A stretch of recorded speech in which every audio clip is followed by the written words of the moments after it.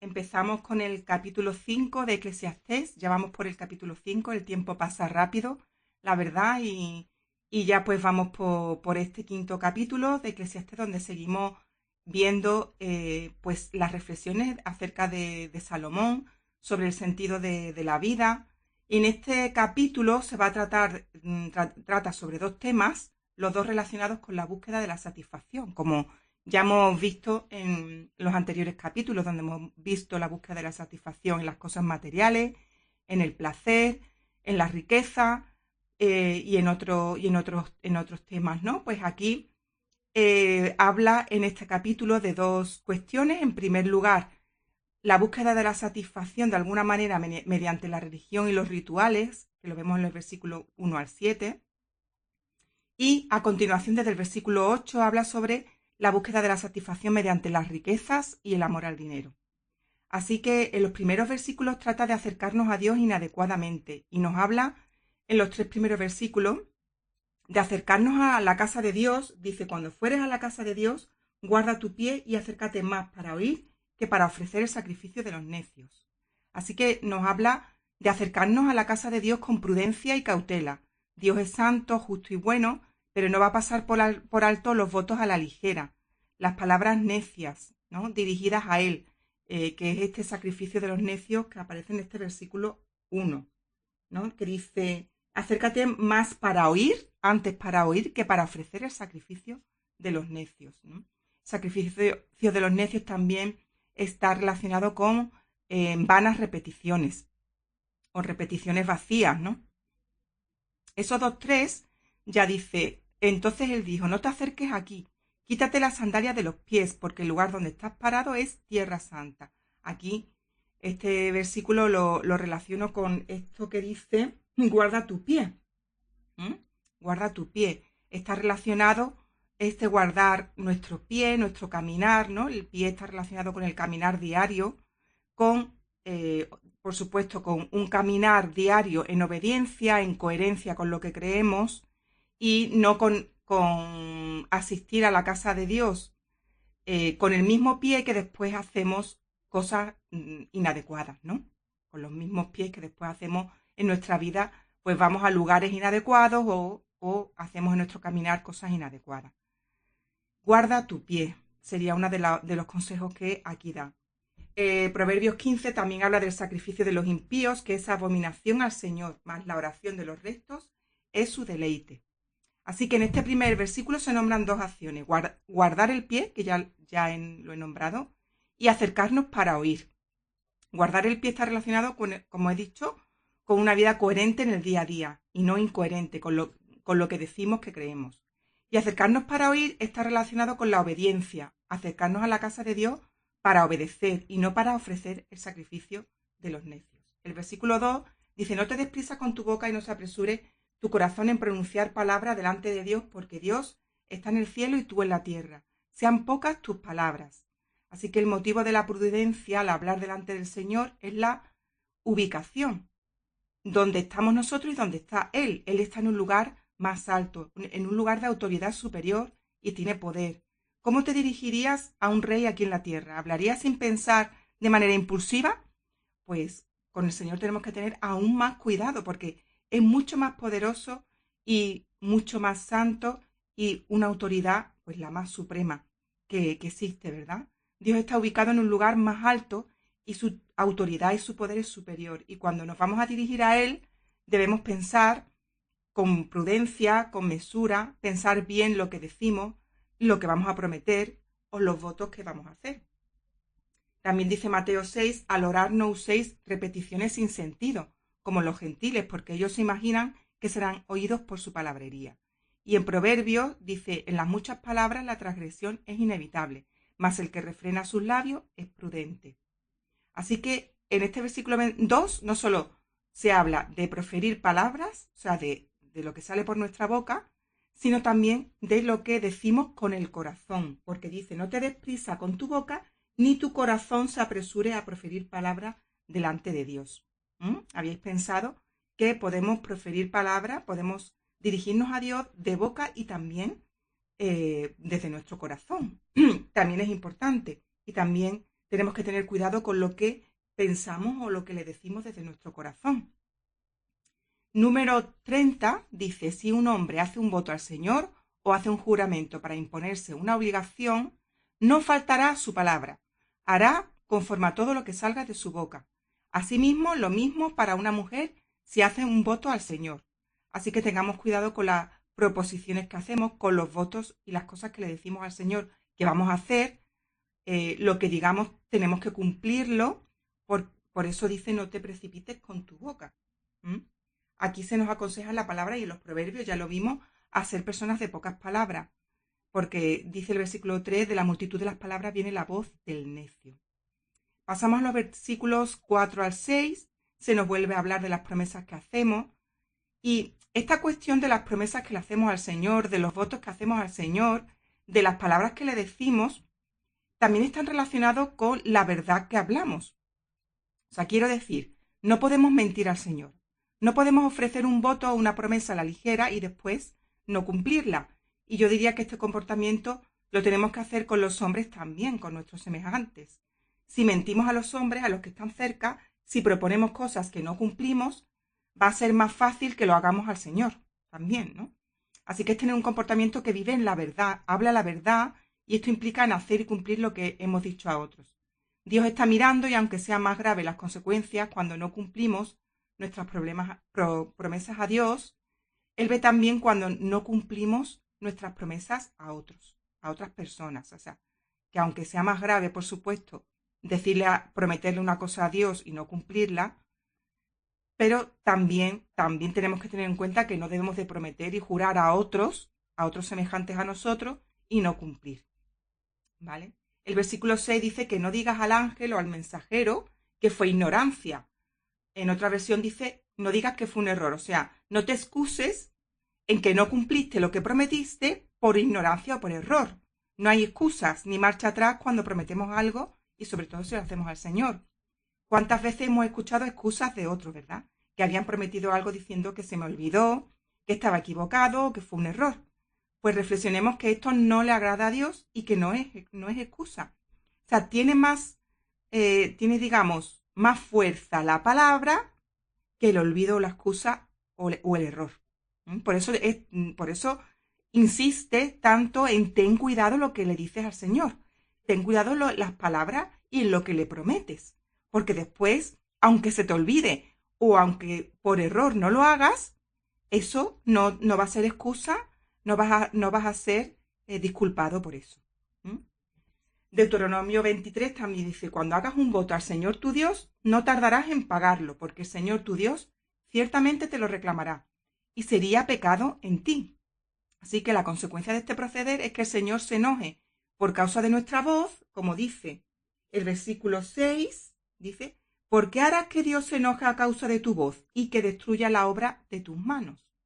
Como veis, es algo serio, el Señor no lo tolera, que le digamos y que no hagamos. Me hace recordar también lo que cantamos, ¿no? Y las cosas que le decimos al Señor cuando cantamos, que muchas veces hacemos promesas también cantando, y también esto no lo deberíamos de tomar en serio, ¿no? Debemos de ser conscientes de ello también. El versículo 7 dice, por la multitud de sueños y de vanidades hay muchas palabras, pero tú teme a Dios. Así que, ¿en qué se sustenta tu vida espiritual? ¿En sueños y vanidades? ¿En emociones y estados de ánimo? ¿En experiencias místicas o en la obediencia a Dios? ¿En el temor a Dios? ¿En una palabra viva basada en la palabra de Dios? ¿En una experiencia viva? No en sueños, ni ilusiones, ni emociones, ni estados de ánimo que suben y bajan. Ese temor de Dios que aquí nombra Salomón está basado en una vida entregada y arraigada en el Señor, en Cristo, en la obediencia, y eso es lo que te da una base inamovible. Pasamos a la segunda parte de este capítulo, donde aquí trata de las riquezas y el amor al dinero, y el saber disfrutar lo que el Señor nos da. Dice que hay dos cosas importantes que aquí se nombra. En primer lugar, el Señor puede darnos bienes materiales y riquezas por causa de nuestro trabajo. El Señor nos puede bendecir también materialmente, pero la cuestión está en no amar esas posesiones. El problema que aquí vemos en este capítulo es el amor al dinero, que significa que nunca te vas a saciar, nunca vas a tener suficiente, vas a querer más y eso te va a llevar a no poder disfrutar, a no poder dormir, como dice en este pasaje. Y en segundo lugar, La importancia vemos también en estos versículos, a partir del versículo 8 de este capítulo 5 hasta el 20, del don de disfrutar lo que el Señor nos da. Y yo diría que este don produce también alegría en el corazón y descanso, como dice el último versículo, el versículo 20. Así que no amar al dinero nos ayuda a vivir con el don de disfrutar lo que tenemos y con alegría en el corazón. Yo creo que esa era la búsqueda de Salomón, búsqueda de la satisfacción en la vida y del sentido de la vida. Dice el versículo 8 que no te maravilles de la opresión a los pobres y la perversión del derecho, que sobre el alto vigila uno más alto y uno más alto está sobre ellos. Está diciendo que Dios tiene la última palabra y Él está por encima de toda autoridad humana y todos tendrán que rendir cuentas. Así que es cierto que la opresión a los pobres y la perversión del derecho ya en la época de Salomón existía y nos suena hoy en día, ¿verdad? Es algo que también hoy en día ocurre, pero dice que sobre el más alto vigila uno más alto y uno más alto está sobre ellos. Así que tenemos que confiar también en el Señor, que Él lo está registrando todo y todo va a ser juzgado algún día. El versículo 10 habla del amor al dinero. El que ama el dinero nunca se saciará de dinero, ni el que ama la abundancia se satisfará con su incremento. O sea, por más que tenga, no va a obtener satisfacción ninguna. Al final está hablando de nuevo de la satisfacción y la carencia de ella cuando se ama el dinero y la abundancia, que es un pozo sin fondo. ¿De qué te sirve tener mucho dinero si no te dará satisfacción o felicidad porque no vas a quedar saciado ni satisfecho, ¿no? Y eso es lo que produce el amor al dinero. Así que aquí se está hablando de una satisfacción que llena el alma, que trae alegría y descanso. Y el amor al dinero y la riqueza es lo opuesto a esto. Leyendo este pasaje y meditando sobre esto, me acuerdo o recuerdo a la samaritana junto al pozo, que Jesús le dijo: si bebieres el agua que yo te daré, no tendrás sed jamás, sino el agua que yo te daré será una fuente de agua que salte para vida eterna, ¿no? Aquí el Señor sí que está hablando de una satisfacción plena, de la satisfacción que buscaba Salomón, que vemos que está buscando, del agua que te satisface y que te quita realmente la sed. Y es que hay mucha sed hoy en día en nuestra sociedad también, y se busca satisfacerla en muchas cosas. Hoy también hay amor al dinero. Salomón fue el hombre más rico de su época y le sirvió para que naciones que rodeaban a Israel al final codiciaran esa riqueza. Y él sabía y conocía bien los riesgos y peligros de la abundancia material y la insatisfacción que puede traer las preocupaciones y la falta de descanso. Y hoy en día es igual, no ha cambiado.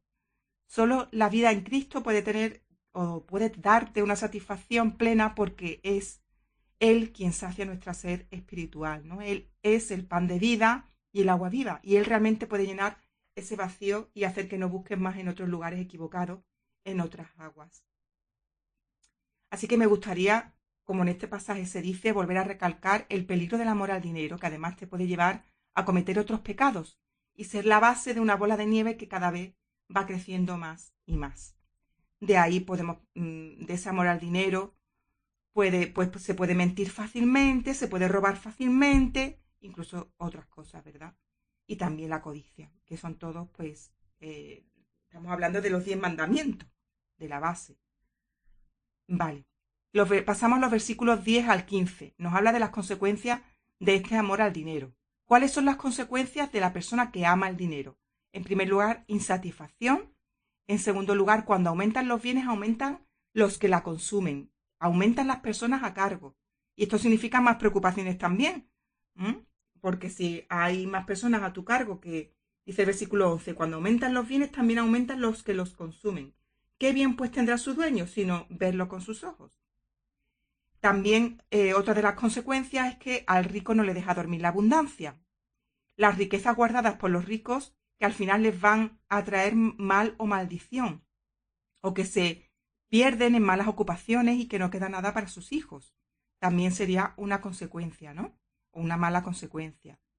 Y también se nombra en este pasaje, pues que nos vamos, cuando morimos, nos vamos sin nada, nos vamos desnudos, sin llevarnos ninguna riqueza ni nada material.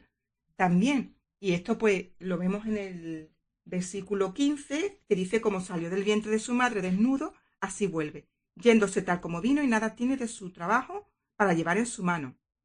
Así que también esta es otra de las consecuencias. Y la última consecuencia, en la cual me gustaría detenerme, viene el versículo 17, que dice: además de esto, todos los días de su vida comerá en tinieblas. ¿Vale? Comerá en tinieblas, que en otros pasajes habla de preocupación, ese comer insatisfacción, ese comer en tinieblas significa insatisfacción, preocupación y significa, esta expresión se puede ver desde un aspecto físico y espiritual.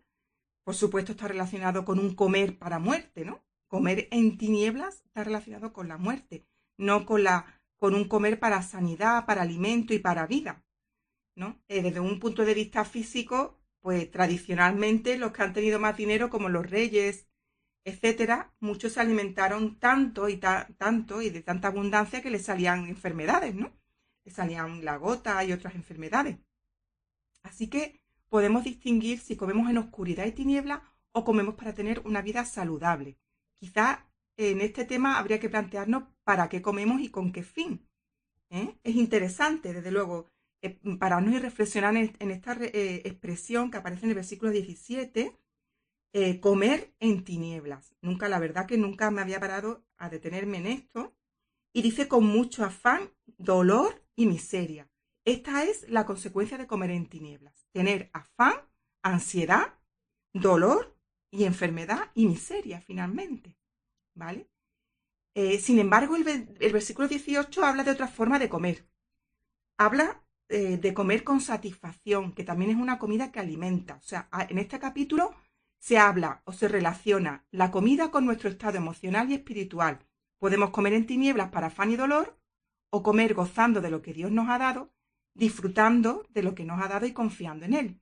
Está claro que la diferencia entre versículos 18 y 17 es comer con amor al dinero o comer confiando en Dios, en obediencia y aceptación de lo que Dios te ha dado, sin afanes, sin ansiedad.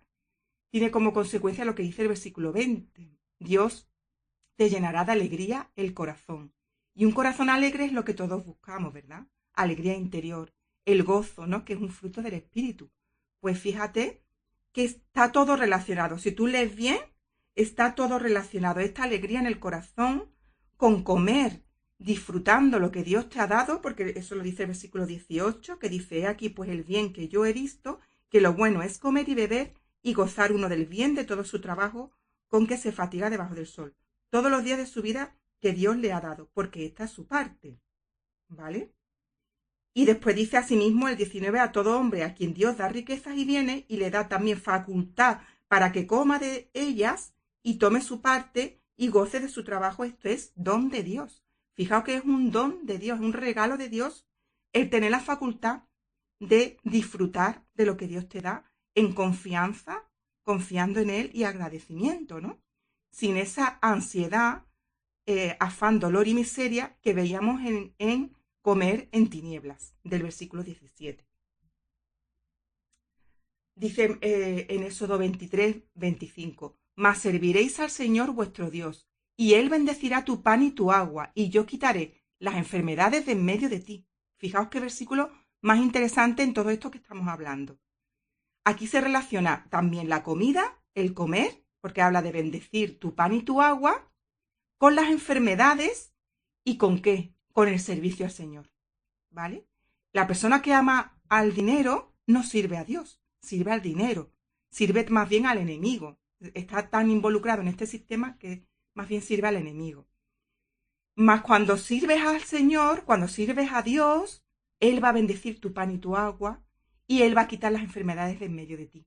Está todo relacionado, porque es que no podemos apartar lo que comemos de lo que somos, de lo que sentimos, de por quién vivimos en nuestra vida, a quién quién es nuestra satisfacción, nuestra verdadera satisfacción, y a quién amamos. Está todo relacionado. Si lo veis en este versículo, también se ve claramente, ¿verdad?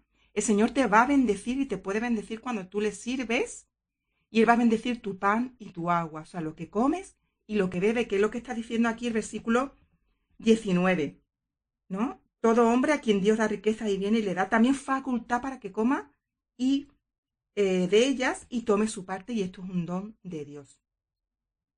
Todo está relacionado. en nuestra vida, ¿verdad? No podemos decir lo que comemos está por un lado, lo que sentimos está por otro, lo que hacemos está por otro y nuestra satisfacción y lo que realmente nuestra pasión está por otro. No, no, todo al final, todo está relacionado. Y lo vemos desde luego en este versículo también de Éxodo que acabamos de leer. La sanidad física está relacionada con nuestro estado espiritual también. Así que podemos concluir que o sirves a este mundo, al dinero y amando al dinero, o sirves a Dios con un corazón que busca la obediencia para que Él bendiga el pan y el agua que bebemos. Para eso es necesario servir al Señor y para servir al Señor tenemos que conocerle y obedecer lo que Él pide de nosotros, ¿verdad? Pues seguiremos hablando de este tema en el siguiente capítulo. Muchas bendiciones.